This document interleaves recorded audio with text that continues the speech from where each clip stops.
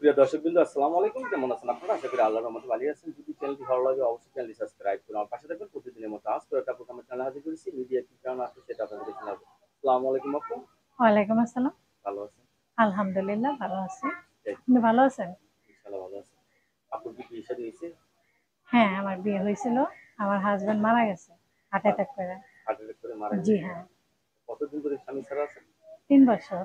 3 বছর ধরে স্বামী জি। ছাড়া। ছেলে সন্তান আছে? হ্যাঁ, আমার একটা বাচ্চা আছে। একটা বাচ্চা আছে। ফ্যামিলিতে কে কে আছে আপনার?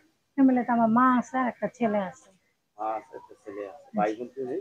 বোন আছে, একটা বিয়ে হয়ে গেছে। এখন আমার কি আমার বাপের বড়। বাড়ি? হ্যাঁ। আপনার বড় বোন জি। না? এখন কি বাপের বাড়িতে থাকা হয় নাকি নিজে বাসা ভাড়া নিয়ে থাকে? নিজে বাসা ভাড়া নিয়ে থাকি। এতদিন পর হঠাৎ বিয়ে বসার জন্য মন অস্থির হয়ে উঠলো? কি করব, একা একা আর কতদিন থাকবো? এটা ভালো লাগে না? হ্যাঁ। এখন আপনি সংসার করতে চাচ্ছেন, হ্যাঁ।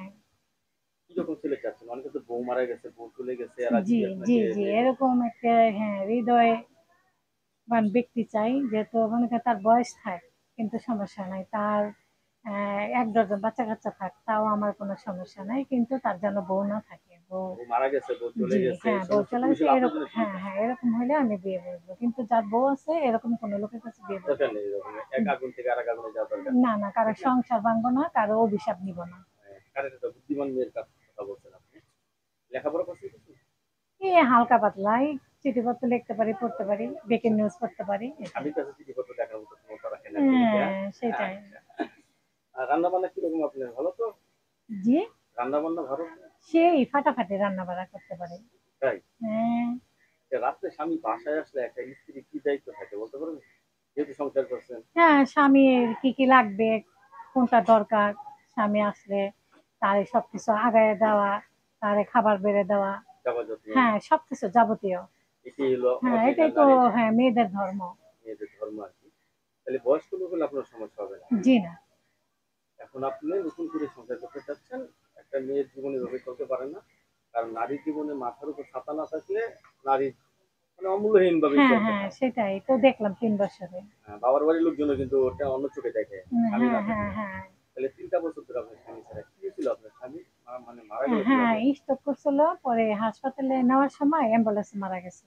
এখন যে বিয়ে করতে চাচ্ছেন, এটা কি আপনার পছন্দের পছন্দ নাকি আবার ফ্যামিলিগত লোকদের না, না, চয়েসে? ফ্যামিলির কোনো পছন্দ নাই। আমার পছন্দই পছন্দ। আপনার সাথে কথা বলতে পারবে কখন, দিনে না রাত্রে? উম এখন তো আমি বর্তমান কিছু করি না। এখন বাসায় আমি থাকেন? সারাদিন বাসায় আছি। খুব কষ্টের মধ্যে দিন কাটাচ্ছি। এখন আমার তো যে কোন টাইমে কথা বলতে যেকোনো পারবেন। টাইমে, হ্যাঁ, ফোন দিলে কথা বলতে পারবো। কিন্তু আমি বেশি রাত্রে জাগনা থাকতে পারি না। আমি ৯টার পরে ঘুমাই পড়ি। দর্শকের আপুর কাছ থেকে আমরা যে জিনিসটা জানলাম, আপুর স্বামী স্ট্রোক করে মারা গেছে, তো আপনি নতুন করে সংসার করতে চাচ্ছেন। কোনো সদয়বান ব্যক্তি যদি আপনার সাথে দেখা করতে চান বা কথা বলতে চান, আপনার সাথে কথা বলতে পারবে, দেখা করতে পারবেন, ঠিক না? হ্যাঁ, অবশ্যই। আপনার কাছে ধন্যবাদ আমার চ্যানেলে সময় দেওয়ার জন্য। পরবর্তী টিমের জন্য অবশ্যই অবশ্যই